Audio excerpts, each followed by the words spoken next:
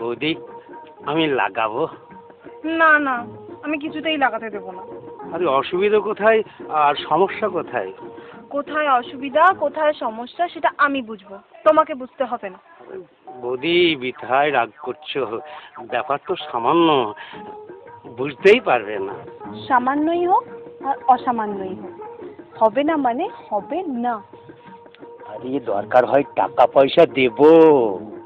টাকা দাও আর পয়সা দাও, আমি লাগাতে দেব না। আরে এত চিৎকার করছে কেন? আরে লাগবে তো সামান্য, বুঝতেই পারবেন না। বুঝতে পারি আর না পারি, লাগাতে দেব না মানে দেব না। বৌদি কত আশা করে এসেছিলাম, নিরাশ করে দিলে।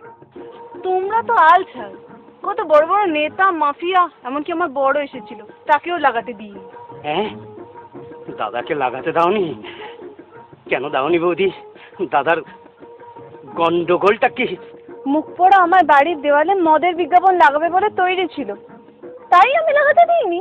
আরে আমরা মদের বিজ্ঞাপন দেবো না, আমরা লালিপপ কোম্পানির হাতুড়ি মার্কা জাঙ্গিয়ার বিজ্ঞাপন দেবো। জাঙ্গিয়ার বিজ্ঞাপন দাও আর ইয়ের বিজ্ঞাপন দাও, লাগানো হবে না, আসতে পারো। বৌদি একদম লাগাতে দেবে না? লাগাতে দিতে পারি, তবে একটা শর্ত। আরে শর্ত মর্ত যা বলবে কোনো আপত্তি নেই। বলছিলাম কি বৌদি, কোথায় লাগাবো? সামনে না পিছনে? সামনে হবে না, বাড়ির পিছনের দেওয়ালে লাগাতে পারো। লিখে দিও বিজ্ঞাপন লাগানো নিষেধ, নো স্টিক বিল, দরজায় দেবো খিল।